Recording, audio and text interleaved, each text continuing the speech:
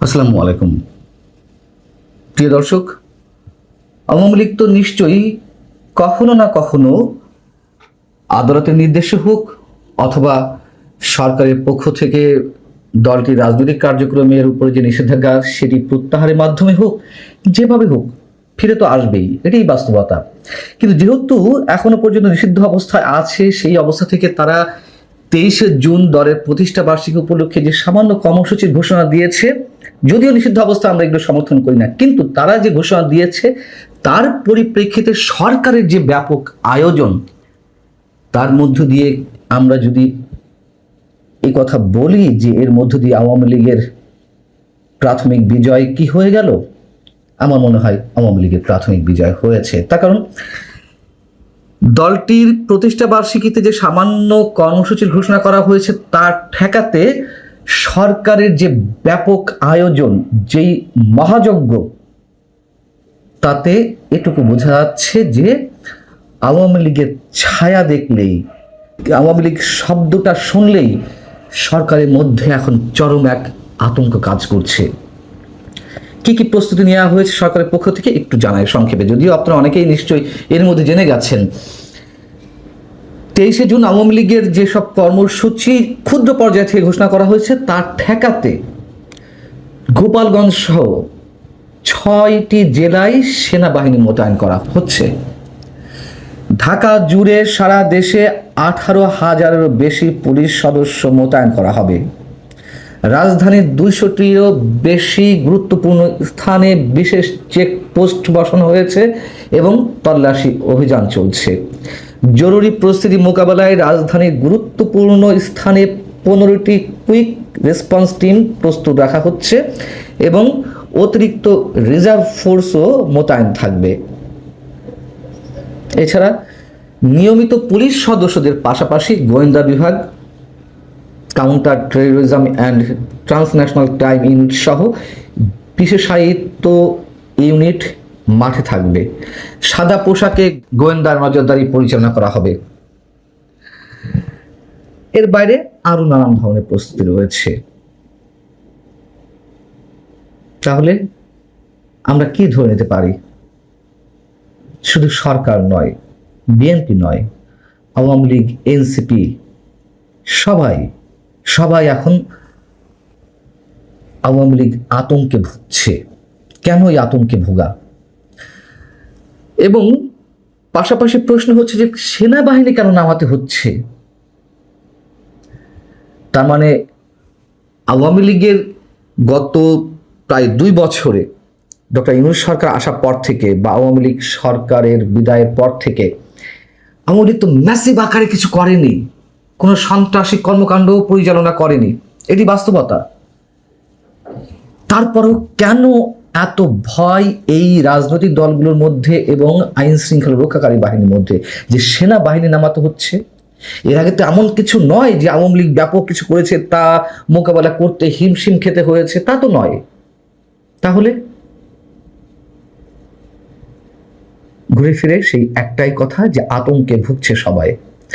এবং সেনাবাহিনী যে দীর্ঘদিন ধরে মাঠে রয়েছে অভ্যন্তরীণ আইন শৃঙ্খলা রক্ষার কাজে, সেখান থেকে তাদেরকে ব্যারাকে ফিরে যাওয়ার কথা ধীরে ধীরে ফিরিয়ে নেওয়ার কাজও চলছে।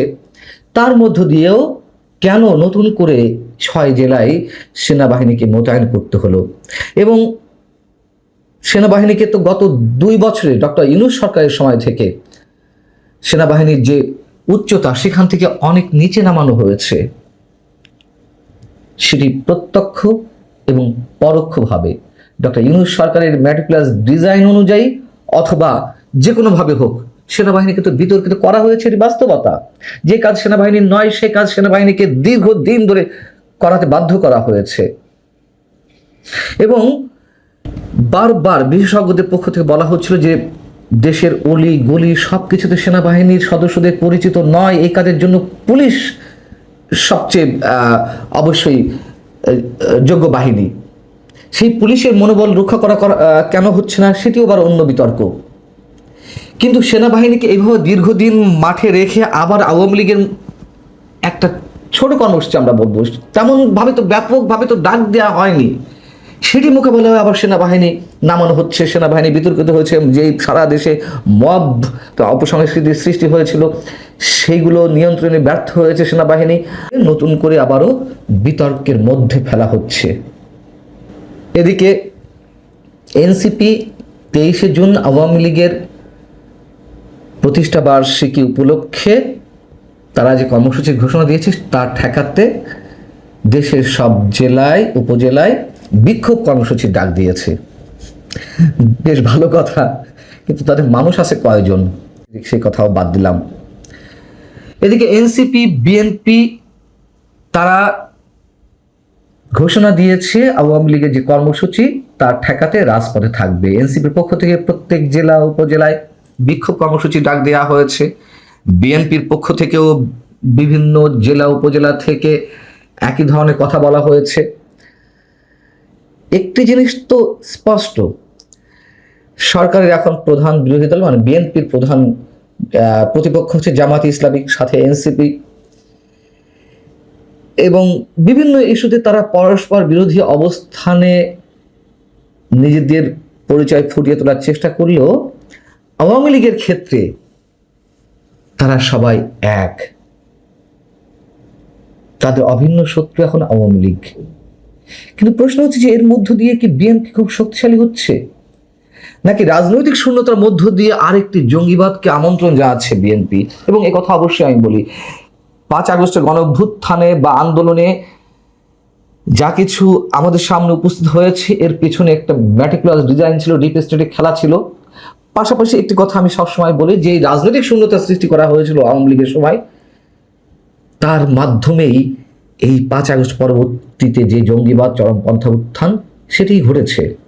এবং এই আন্দোলনের পিছনে অবশ্যই জঙ্গিবাদী গোষ্ঠী, সাম্প্রদায়িক গোষ্ঠীর একটা বিশেষ পরিকল্পনা ছিল।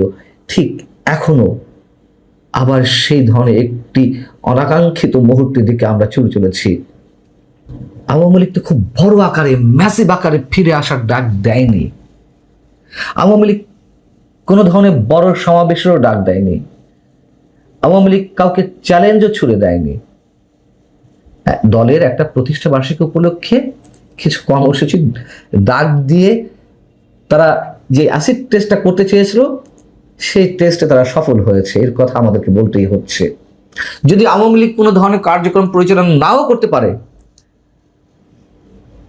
তার মধ্য দিয়েও এ কথা অনেকেই নিশ্চয়ই বলবেন যে আওয়ামী লীগের এই বিজয় হয়েছে অন্তত এই দিনটিকে কেন্দ্র করে। এতে এই অবস্থা। আর যদি সর্বশক্তি নিয়ে আওয়ামী লীগ ফিরে আসার ডাক দেয় এবং তারা সেইভাবে প্রস্তুতি নিয়ে মাঠে নামার চেষ্টা করে, তাহলে তো আমরা দেখতে পাচ্ছি স্পষ্ট দেশ একটা গৃহযুদ্ধের দিকে যাবে। বিএনপি কতটা ভেবেচিন্তে কাজ করছে আমরা জানি না। বারবার আমরা এই কথা বলছি যে আওয়ামী লীগ নিষিদ্ধ আছে, ঠিক আছে, আওয়ামী লীগ এই মুহূর্তে কোনো রাজনৈতিক কার্যক্রম করতে পারবে না, যেহেতু তাদের রাজনৈতিক কার্যক্রমের উপর নিষেধাজ্ঞা আছে। আমরা আইনের প্রতি শ্রদ্ধাশীল, কিন্তু এইভাবে কতদিন অবদমিত করে রাখা যাবে আওয়ামী লীগের মতো একটি দলকে, এর কোটি কোটি সমর্থক কর্মী নেতাদেরকে? বিএনপির ক্ষেত্রেও আমরা একই কথা বলতে চাই। সেই জায়গা থেকে বিএনপি নিজের ক্ষতি তো করছে, সম্ভবত দেশের গণতন্ত্রের ক্ষতিও করছে। আওয়ামী লীগের যারা অপরাধী, যাদের নামে সুনির্দিষ্ট অভিযোগ আছে, বিচার হোক তাদের, বারবার আমরা সে কথা বলে আসছি। কিন্তু পুরো একটা দলকে বছরের পর বছর রাজনৈতিকভাবে তাদেরকে মানে কার্যক্রমের উপর নিষেধাজ্ঞা দিয়ে প্রকারান্তরে দলকে নিষিদ্ধ করে রাখা হবে, এটি কোনো সুস্থ রাজনীতির লক্ষণ নয়। ভালো থাকুন সবাই, আল্লাহ হাফিজ।